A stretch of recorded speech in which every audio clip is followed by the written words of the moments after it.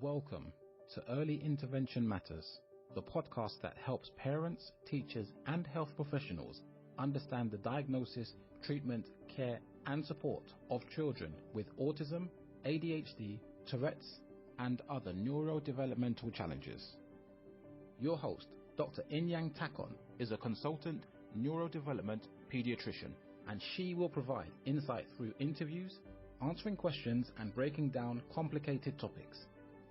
By sharing stories from parents and professionals in the field, we hope to make sense of what can be an overwhelming topic. Early intervention is crucial with children with developmental difficulties. Yes, early intervention matters. And now, here's your host, Dr. Inyan Takon.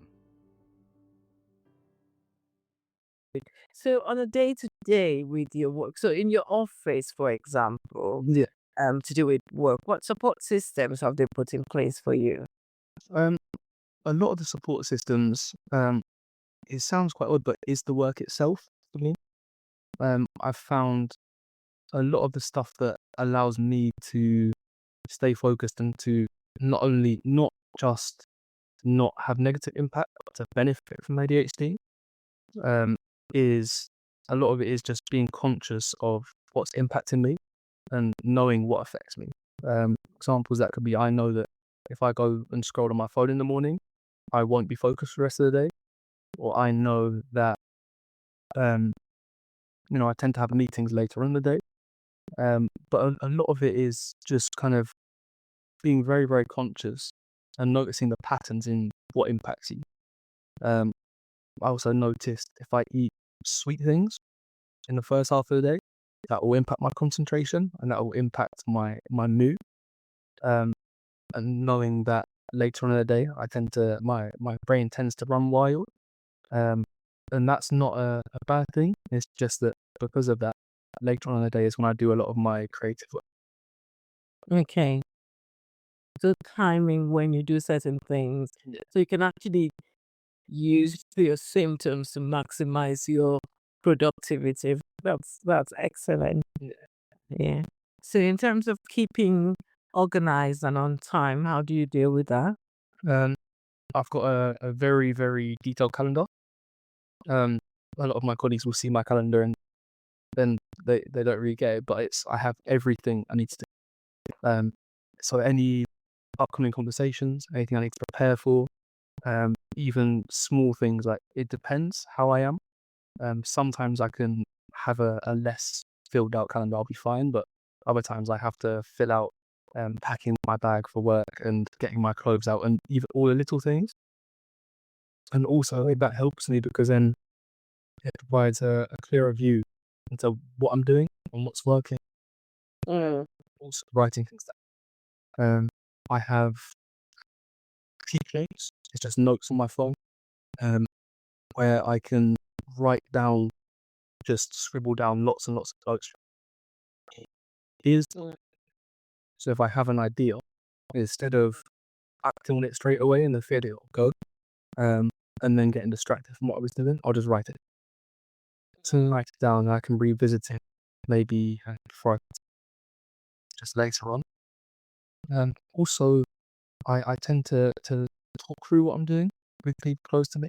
I find that helps just to repeat it back and just get down what I'm doing and what I need to do in as many different ways as possible and in ways that are very visible to me. So my notes, my calendar, I couldn't tell you how many times I open those apps a day because it's visible. It keeps me on track. Because even though I do all these things to keep myself regulated, I still lose focus. And you don't realize you've lost focus until you've regained focus. So I find having all these things I need to do and all these different things written down helps to have it visible, have reminders. Really good. Yeah. So this is one of the things is that people with ADHD do better with visual things. So just telling them things and telling them verbally and telling them to remember, it's not going to stick. So yes, you've given us, a whole lot of organizational skill things that to help you with your work and all that. That's really good. And what about things like emails and things? So sometimes or can become quite overloaded with receiving and sending emails and all that. How do you handle that? Um, Often I do check my email quite a lot, but I tend to snooze them, or I'll add it onto my calendar to respond to certain ones. And like I remember when you reached out to me recently about the podcast, and I saw it and I was working, so I just quickly put it on my calendar to write you a message back, and then went straight back into what I was doing.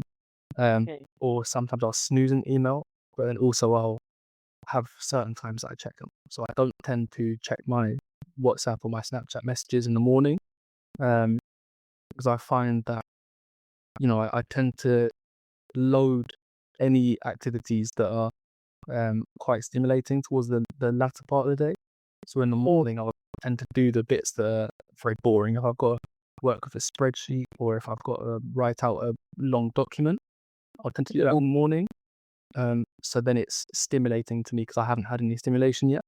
Because I find if I'm on a meeting with a colleague who I enjoy chatting to, and then I'm sending emails and then I'm going through my messages, and then I try and look at a spreadsheet, I can't do it. So I tend to load the most stimulating things towards the end of my day.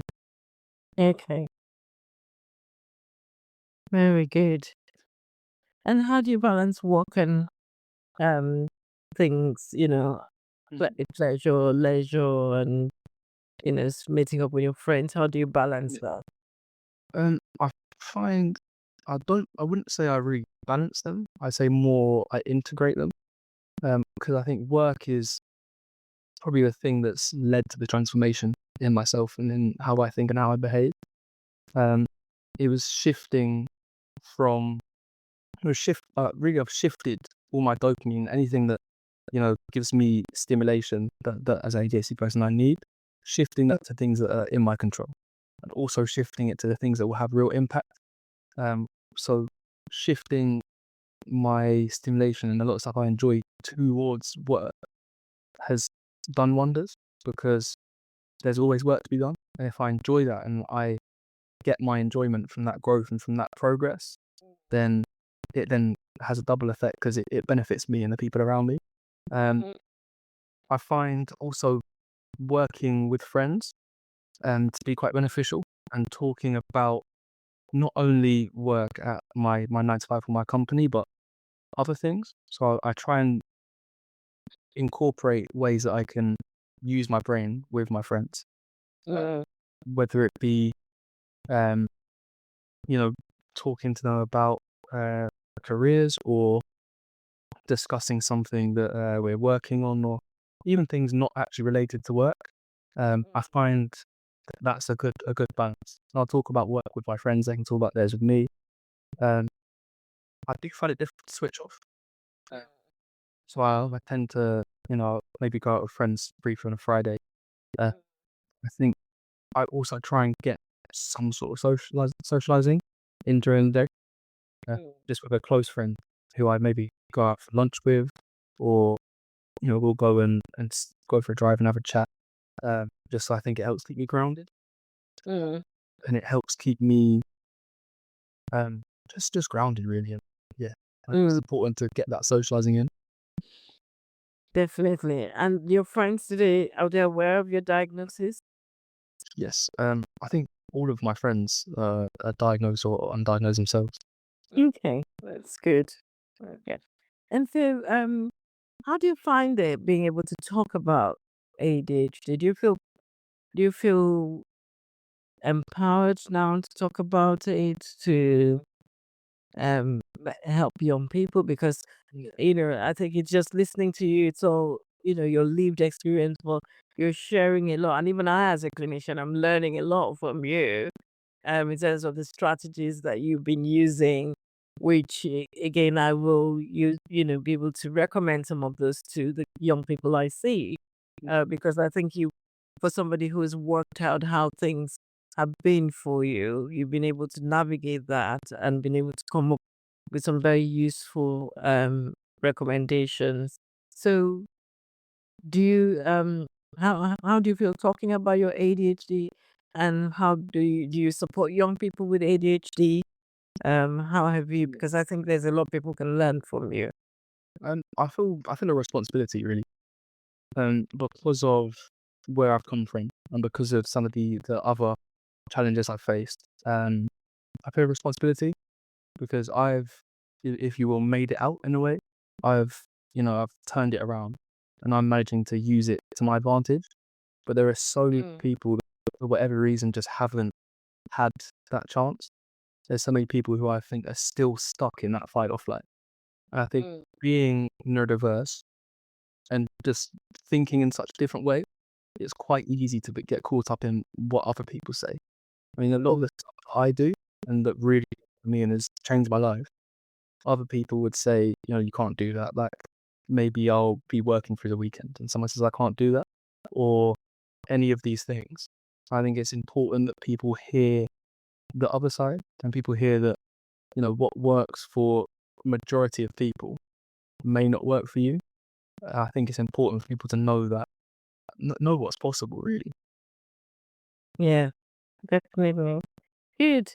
So, what message would you have for young people who may have symptoms but don't want to go for assessments or diagnosis? People who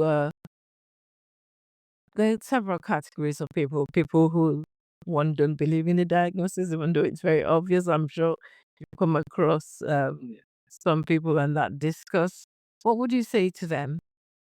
I'd say I think a lot of it's fear. I think a lot of it is not wanting to accept, not wanting to have a label. But to be quite frank, I don't label myself as a person with ADHD. I just have it. And whether I had that on my medical records or not, I'd still have ADHD.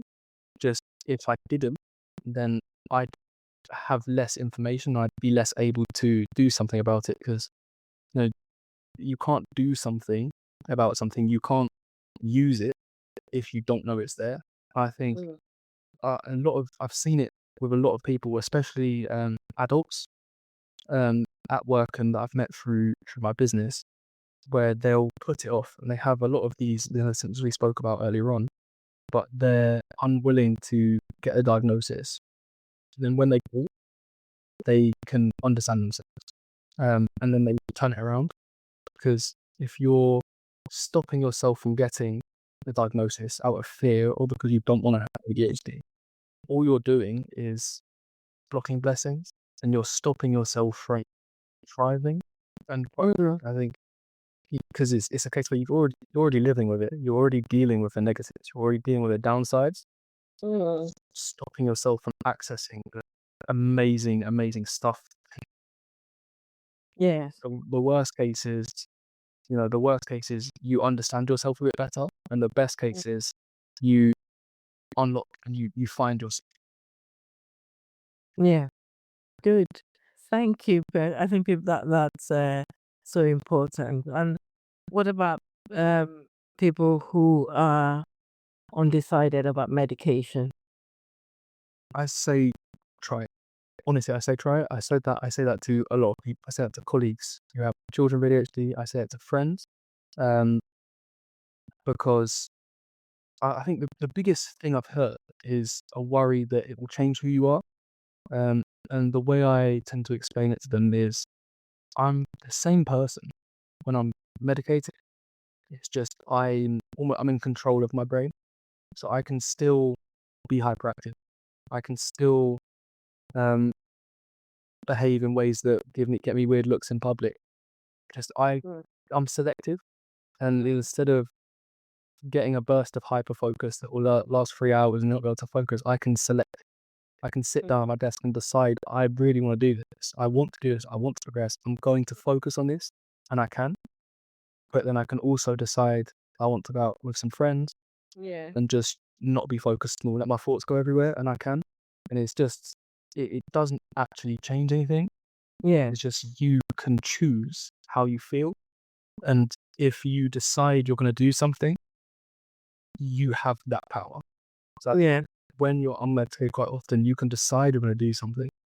You could decide. I even know people who have decided they're going to get medicated, but told me that ADHD makes it difficult for them to do it because they'll make the phone call and then they'll forget to email, forget to medicate. You have that power to make that decision and control your life. Yeah, that's true. That's true. Um, it's almost like your symptoms are hampering you getting the treatment, and if you're not treated, then it even makes it 10 times worse. Yeah, definitely. Okay, so it's been amazing. It's been an amazing discussion. I would like you to for young people with ADHD. Your story has been amazing. You've finished. You've come out, and you've found you have a business, and you've actually found a job as well. And it was in the course of doing what you like doing that job came to you. How would you advise young people, obviously navigating what should they do, what kind of job should they do, how are they going to get opportunities? Because the world is tough, but there is there is a lot that people with ADHD can bring to the table to get. What would you say? What's your advice for young people navigating? Honest advice, because the industries I'm in, the stuff I do for work, I enjoy it, but I don't enjoy it because I'm passionate about marketing, or I'm passionate about the specific industry. I do it because I'm passionate about my growth, and I'm passionate about having an impact on myself and those around me. I think, especially for people who are neurodiverse, I'd say follow your passion, but don't follow your passion through work, which is fairly controversial. But the reason I say that is because by focusing on growth, I'm focusing on bettering myself through getting better, which means I'm always learning. I'm always understanding how I think and how I work better, and I'm always using my ADHD to its fullest. And because of what it's not the outcome, but it's everything that's required to grow in work and to develop yourself professionally, financially, all these things. It's what goes into that really builds, a you that can use your ADHD to the fullest. It's learning, the discipline, productivity, eating good, being healthy, thinking clearly, that's required to do well at work. That benefits every other aspect of your life, and also gives you more leverage to do what you're actually passionate about. Because I've put my focus into doing well at work and in my business, I now have the pleasure to take on other young people at my business. And I can now, the company that I worked at fundraising previously, I now work with the owner and support him in running his business so he can support more young people.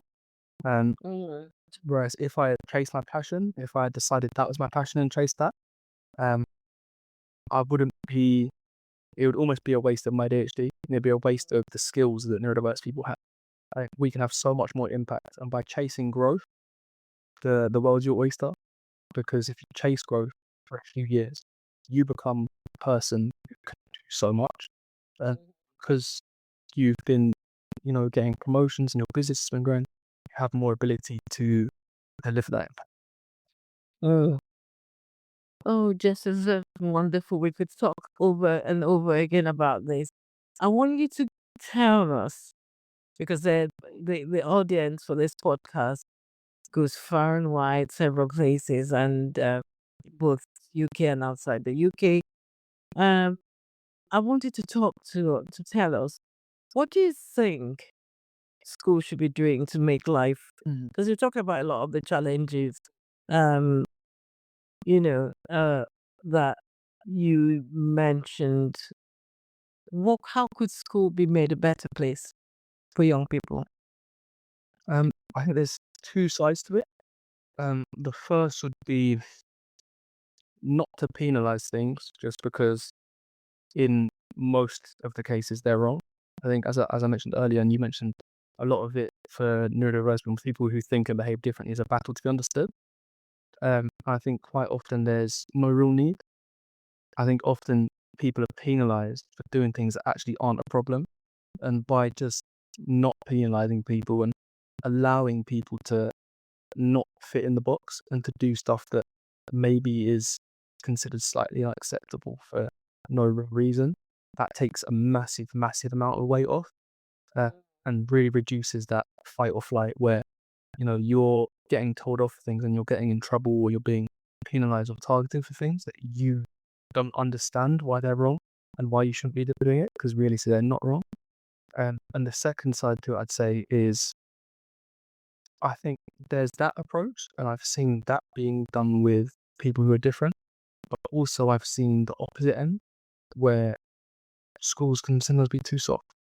And I think I've seen schools take the approach of almost babysitting and trying to contain. I feel that way actually about my secondary school, where there'd be a lot of children or young people who would be difficult. Maybe they were violent, or when certain things happened, they exploded. And so instead of the school still continuing to treat them the same way, allowing them to explode, allowing them to get violent, allowing them to have a meltdown, allowing them to run out of the school site, and then working through it with them after, the school just removes anything that could potentially trigger it.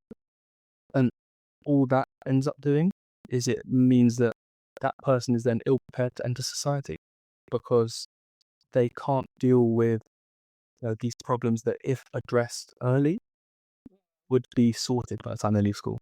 But instead, they're babied, and the teachers and schools avoid them. And quite frankly, I do think it's laziness, because it's a lot less effort to be nice and just make it so they don't have that bad, maybe they're upset or they're angry and they think they're being nice by avoiding that.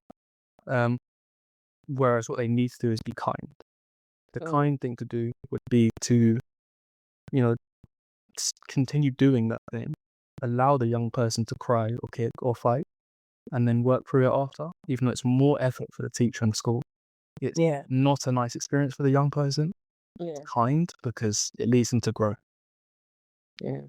And I think that's one of the messages that I've kept hearing is that the growth you've emphasized, the need to allow the young people to grow, come into themselves, because even through that process, they understand themselves better, and they become more aware of kind of things that help them. Great. Well, do you have advice on the kind of resources that helped you along the way? Well, how did you find what helped you, and how did you work with that? And I found a lot of mainstream stuff on, articles and magazines and things like that, and stuff on the news. Often I found it to not be correct. I found it's almost that kind of that nice stuff that is these very surface level things that avoid the real problem, but it's difficult. I found, funny enough, a lot of productivity content on YouTube. A lot of it, some of it can be harmful, but a lot of stuff about neuroscience. There's a man called Andrew Huberman, who I found really helpful because it just helped me to understand how my brain works. A lot of scientific content on YouTube specifically, just about how the brain works, learning about dopamine, and understanding, what's impacting me, what's impacting my dopamine, what's impacting my focus, just so that I can understand what's happening. And also a lot of stuff work related, but less focused on, specific industries, but more focused on what you need to do to be your best self at work. Because a lot of those learnings just help in general. I think a lot of those learnings for people with ADHD especially can be not just to work, to personal life and to your own mental health. Yeah. Good. That's really good. What about parents? Any advice for parents? Because sometimes parents get quite confused about how to support the young person. It results in a lot of clash of, conflicts in the whole.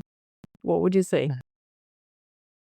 I'd say a big thing would be, once again, focusing on being kind, not nice, and focusing on confronting the challenges. but also allowing and understanding that in confronting these challenges, it won't work out straight away. You may confront a challenge and it may work out, it may go horrific. Child or the young person may not respond in the way you were hoping they would. You can't punish them for that. But you also have to be I think transparency and honesty is a big one as well.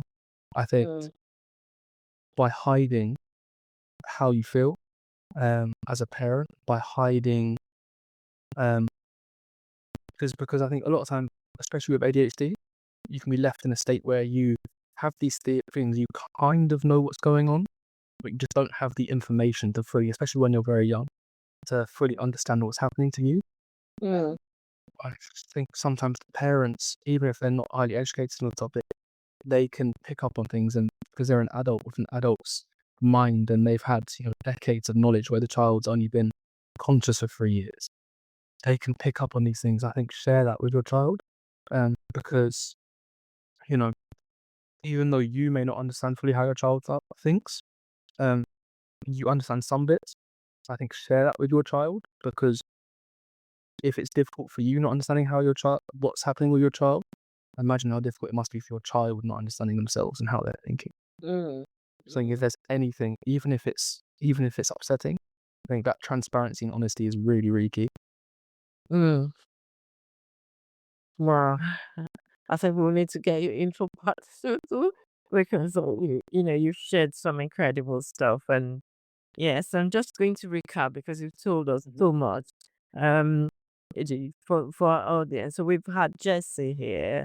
Jesse is a young man who was diagnosed with ADHD at age 7. I've known Jesse for over 10 years, or about 11, and Jesse's walked us through his journey about the diagnosis and what happened during his school time, and the challenges he had. And we've learned how sometimes everybody's not working on the same page at school. So even you might have some teachers who are supportive, but they can't make the changes needed because if there's no support from the top, those changes can't be made.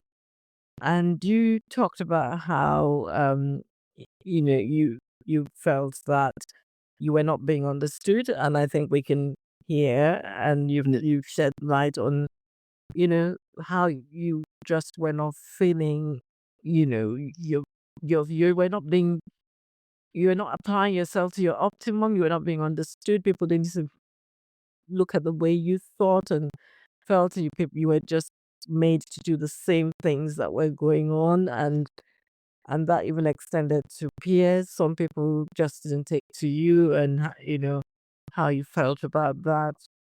But I think there was some real strengths that saw you through that period. You were somebody who was always happy to keep trying, even when you didn't succeed at it, and you tried and tried. And again, for our audience, failing at achieving what you want to achieve the first, the second, the third time is not, you should never call it quits, because if you've got that passion and that drive to achieve, you should keep going.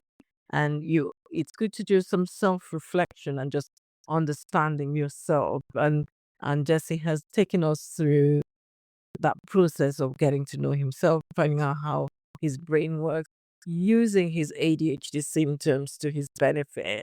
So it wasn't about the fact that, I'm just going to, until I can fully concentrate, then I'm going to do X, Y, Z. But there were different things you could do at different times, depending on, if you woke up and you were poorly stimulated, there were things that you could do then. And when you felt your brain was going in different places, there were things you could do at that time and became more productive. And you've also described what having ADHD looks like, what the day in the life of somebody with ADHD looks like. And one of the words you used was the efficiency. You're just less efficient when you've got your mind in different places. You've thrown off a tangent all the time. and you don't get to be productive. And you found that with your medication treatment, once you got the right one, you felt that it's helped you to be consistent in what you do. And so you've kept at it. So it's not been somebody saying just to take your medication. You have identified how that medication works for you and the benefits, and you've kept it there. So again, you told us about the strengths, and how the job that you're doing is such a great fit for you because of how you've been able to be successful at it. You've Yeah. actually raised the features of ADHD that helps you in the job. And I think that's important because I'm not sure how many times people get the career counseling they need. And people with ADHD, how many times do people actually help them to understand their profile and to see, what jobs you would be what best suited for them. So you've described the brain and how to relate it to the choice of career that they do. And also we talked about employment in terms of, the workplace, how you get efficient and your day-to-day walk through that and the resources that you have used in helping you become more effective. We've talked about several things. We talked about what schools could do to make the environment better. We talked about what families, parents could do to make things better. And we did talk about some of the myths and hindrances about people Yeah. going forward for the assessment and the diagnosis. You talked about so many things, Jesse. And going forward, how do you see yourself in terms of, because I think you've got a lot of lived experience, and I mean, even I, as a professional, I've learned a lot from you, like I've said. Um, and like, how do you see yourself in future in supporting young people? Because I think you've got a lot to give. Um, what, what, how do you see yourself? I think a lot of it is just trying to show and just getting the example. Because to be actually, it was until I met the man that hired me, my boss George. I I remember meeting him and speaking with him, and then starting my first day. I remember saying to my mum that he's like me, and I was so surprised because I think it's just not something that's talked about. And I think ADHD and neurodiversity is something where it can really, really destroy your life, or it can catapult your life upwards. Um, and as I said before, the analogy about the Lamborghini in a 20-mile-per-hour road or on a racetrack, I still have all the same strengths, all the same weaknesses. Just the environment I'm in and where I've placed myself, how I've placed myself. Big flips. The environment I'm in and the way that I've positioned myself in life means that all the negatives become neutral and all the neutrals become absolutely huge strengths. And I think it's just getting that out there, because I never knew this career was a thing. I think often because of a lot of the things that come with neurodiversity and the challenges and where that leads in life, I think people are a lot less likely to be in those spaces where they'd hear about that or be around people who have succeeded or gone down that path. I think it's just showing that path. I think it's just shining the light into the areas of society where young people who don't even know what my industry is. I was thinking to my mum when I was younger, I used to say, oh no, I could never work in an office because I just viewed it as a dingy cubicle sat there all day. And I used to have conversations about, oh no, I could never work in an office, never, never, never. But it's phenomenal. It's amazing. I absolutely love it. I love the people I work with. I think it's just about, it's just sharing the map really. So it was very difficult for me. I had a lot of other challenges that we haven't spoken about today. But as I said, it's that failing fast and learning. Failures are not a bad thing. Failures are good. A failure is progress because you're learning from it.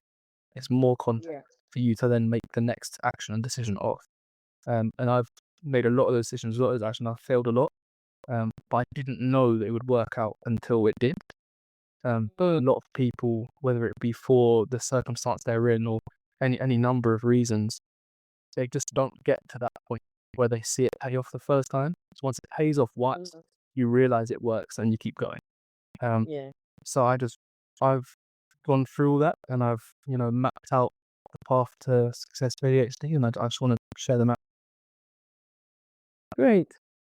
Thank you so much. And one last thing, what would your advice be for doctors out there who are assessing young people with ADHD? Obviously, there's quite an increase in the number of people being referred. But what are the key things you want the clinicians to do when they are seeing young people with ADHD? I think would be to focus less on. So there's a lot of focus on coping with symptoms, and trying to reduce the impact of symptoms. But the symptoms, I haven't seen a case yet where the symptoms completely go. Mine personally, my symptoms are not gone, and I don't view my success as good management of ADHD or good management of symptoms. I view it as I said before, keeping the symptoms, just changing the playing field, and I think more focus on how they're using it. I think if it's a young person that's in school, it's difficult, because it's a one-size-fits-all sort of thing, and it's difficult in that circumstance. But I think just finding something, even if they're in school, for me it was side hustles, and then which led to my business, something where they can grow. I think just identifying an area where they can grow, even if it's not growing something tangible like a business, but just an area where they can grow, because it's a domino effect. Once they start growing in one area, it spills out, and then before you know it, they're using their symptoms and they're on an upward trajectory. Fantastic. Oh, thank you, Jesse. Thank you. I can't believe we've been chatting for about an hour. We should go on and on, but honestly, I have really enjoyed this conversation. And, I've learned a lot from it, and I'm sure everybody listening has learned a lot from it. And we certainly will still be connecting because I think that you are a great ambassador. I feel that you have a lot to give young people and to help even professionals and everybody working to change the narrative of how we see neurodiversity. I think you have hit the nail on the head. You said it's not about trying to fix the symptoms or get people coping with it. It's about changing the playing field and actually helping young people grow. I think that's a kind of phrase that is my take home from this, is that, changing that playing field and looking at what can you do to help that young person, that child, that young person who's got a lot of potential, has a lot of things that they can do. And thank you so much. It's been amazing, and looking forward to a future conversation, future things that we can do.